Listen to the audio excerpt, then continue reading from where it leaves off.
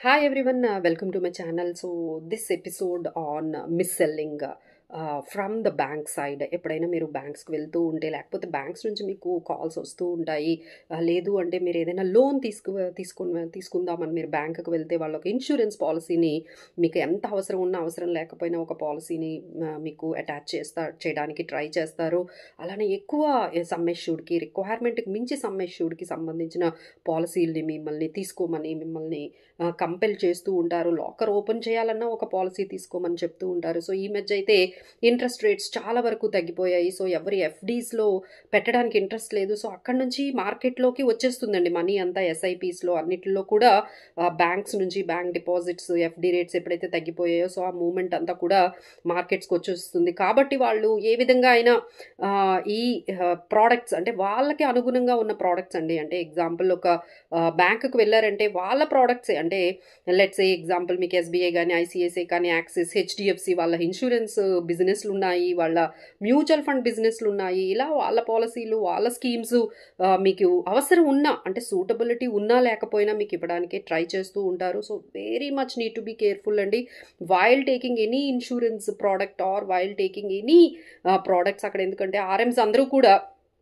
వాళ్ళ సీనియర్స్ ఇచ్చిన టార్గెట్స్ని అచీవ్ చేయడానికి మిమ్మల్ని టార్గెట్ చేస్తూ ఉంటారు. So need to be very careful అండి. సో ఎందుకంటే ఒక్కసారి ఇలాంటి డెసిషన్స్ తీసుకున్న తర్వాత ఎగ్జాంపుల్ ఒక పాలసీ తీసుకున్న తర్వాత ఒక 1 lakh ప్రీమియంకి అట్లా మీరు అగ్రీ అయిన తర్వాత దానిలో నుండి మీకు తర్వాత తెలుస్తుంది అది మనకి ఇన్వెస్ట్మెంట్ ప్రోడక్ట్గా కూడా యూజ్ అవ్వలేదు, మనకు ఆల్రెడీ టర్మ్ ప్లాన్ ఉంది. సో మళ్ళీ ఇందులో ఉండే లైఫ్ కవర్ నాకెందుకు. అలానే ట్యాక్స్ ఎగ్జంప్షన్స్ కూడా ఇప్పుడు అందరూ కూడా న్యూ ట్యాక్స్ రెజ్యూమ్లోకి వచ్చేసారు. సో ట్యాక్స్కి కూడా పనికి రావట్లేదు, ఇన్వెస్ట్మెంట్స్కి కూడా కరెక్ట్గా వెళ్ళట్లేదు.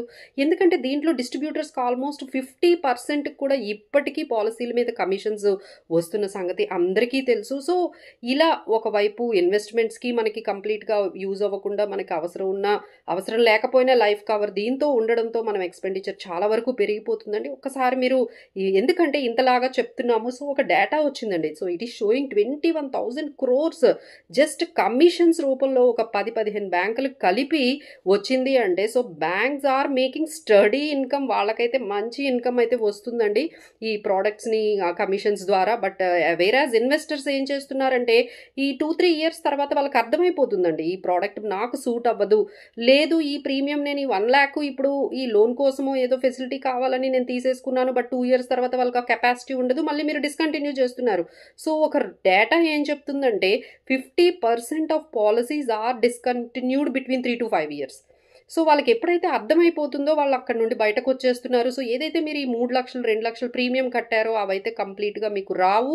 అందులో మీరు డిస్కంటిన్యూ చేశారంటే మొత్తం అమౌంట్ అక్కడైనా ఉండిపోతుంది. మీరు సరెండర్ చేస్తే 50% 40% మాత్రమే మీకు వచ్చే అవకాశాలు ఉంటాయి. So very very costly mistakes అండి. ఒకవైపు ఇంత మీరు కష్టపడి మీరు ఈ అమౌంట్ని మీరు ఇన్వెస్ట్ చేస్తూ ఉంటే ఈ విధంగా మీకున్న డెసిషన్స్తో రాంగ్ ఇన్ఫర్మేషన్తో మీకు అంటే ఇది సీనియర్ సిటిజన్స్కి మాత్రమే వాళ్ళని ట్యాప్ చేస్తున్నారా, లేకపోతే ఫస్ట్ టైం ఇన్వెస్టర్స్ని మాత్రమే ఇలా టార్గెట్ చేస్తున్నారా, లేకపోతే అంతగా ఫైనాన్షియల్ లిటరసీని మాత్రం లేని వాళ్ళని ఏమైనా టార్గెట్ చేస్తున్నారా? అదేమీ లేదండి. Everyone can be the target. మీకు ఎంత ఫైనాన్షియల్ ఇన్ఫర్మేషన్ ఉన్నా, మీకు చాలా ఇన్వెస్ట్మెంట్ ట్రాక్ రికార్డ్ ఉన్నా, maybe you are very young at understanding the things, but still it can happen to with any one.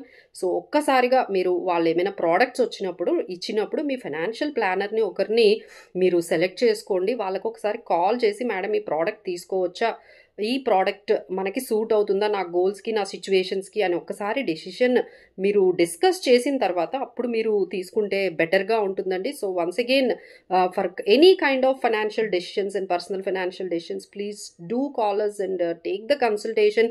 That will cost you maybe mere 2,000-3,000 రూపీస్కి మించి ఉండదండి. But మీరు తీసుకున్న ఈ డెసిషన్ ఏదైతే ఉందో that will become in to very very costly expensive mistakes లాగా మీకు కన్వర్ట్ అయిపోతాయి. ఒక్కసారి మీరు కన్సల్ట్ చేసుకొని ఈ ప్రోడక్ట్ మనకి బాగుంది అనుకుంటే డెఫినెట్లీ తీసుకోవచ్చండి. సో ఇన్సూరెన్స్ అంటే మీకు ఒక టర్మ్ ప్లాన్ ఒక హెల్త్ ప్లాన్ ఉంటే సరిపోతుందండి. ఇంకేదైనా మీరు ఇన్సూరెన్స్ పాలసీ తీసుకోవాలంటే ఒక్కసారి కన్సల్టేషన్ తీసుకొని అది మనకు సూటబుల్ ఉందా లేదా అనేది తెలుసుకొని అప్పుడు తీసుకోండి. సో అలానే మనం డిఫరెంట్ స్కీమ్స్ అంటే అదే కంపెనీకి సంబంధించిన ఆ బ్యాంకుకి సంబంధించిన స్కీమ్సే ఒకరి దగ్గర మేము మా క్లయింట్స్ దగ్గర చూస్తున్నామండి. ఒక 10 స్కీమ్స్ అదే ఏఎంసీకి సంబంధించి ఉంటుంది. ఏంటి సార్ ఒకటే ఏఎంసీకి సంబంధించిన అన్ని స్కీమ్స్ ఉన్నాయంటే, మేడం ఆ బ్యాంక్ మేనేజర్ మాకు ఇవన్నీ ఇచ్చారండి, సో పాతవన్నీ కూడా ఆపేయమన్నారు, ఇప్పుడు కొత్తవన్నీ ఇప్పుడు ఇవి చేయించారు, ఇప్పుడు ఇంకో బ్రాంచ్ మేనేజర్ వస్తారండి, మళ్ళీ ఆయన ఏమంటారంటే ఇవన్నీ బాగాలేదు, ఇంకొకరు మళ్ళీ ఇంకొన్ని సజెస్ట్ చేస్తూ ఉంటారు, ఎన్ఎఫ్ఓ వచ్చిందని మీ పాత స్కీమ్స్ అన్నీ కూడా బాలేవు అని చెప్పి రెడీమ్ చేయించి మళ్ళీ కొత్త ఎన్ఎఫ్ఓలో పెడతారండి. So this is all going for the targets of the organisation, but not at the క్లయింట్కి సంబంధించిన, క్లయింట్ని అండర్స్టాండ్ చేసుకొని వాళ్ళ బెనిఫిట్ కోసం చేసే ఎంత ఇన్వెస్ట్మెంట్స్ ఉన్నాయి, ఎంత అడ్వైజ్ ఉంది అనేది మీరు ఒకసారి ఆలోచించండి. ఆ తర్వాత ఆయన ఇంకొక బ్యాంక్కి వెళ్ళిపోతారు, ఇంకొక బ్రాంచ్కి వెళ్ళిపోతారు, అప్పుడు మీకు ఎలాంటి సర్వీస్, వాళ్ళ నంబర్ కూడా మారిపోతుంది. So no one can give you the service after. ఆ తర్వాత ప్రోడక్ట్స్ని ఏం చేయాలో కూడా మీకు అర్థం కూడా కాదండి. So very much careful. మీరు 1% లేకపోతే 2% ఫీజు కోసమో లేకపోతే అట్లా ఆలోచించకండి. లాంగ్ టర్మ్ మన మనీ సేఫ్టీ గురించి, మన రిటర్న్స్ గురించి ఆలోచించండి. If it is getting good returns with safer strategies, okay, paying 1% and 2% is really doesn't matter if you're getting 15 to 18% and 20% return if your strategy is working well. So think about it.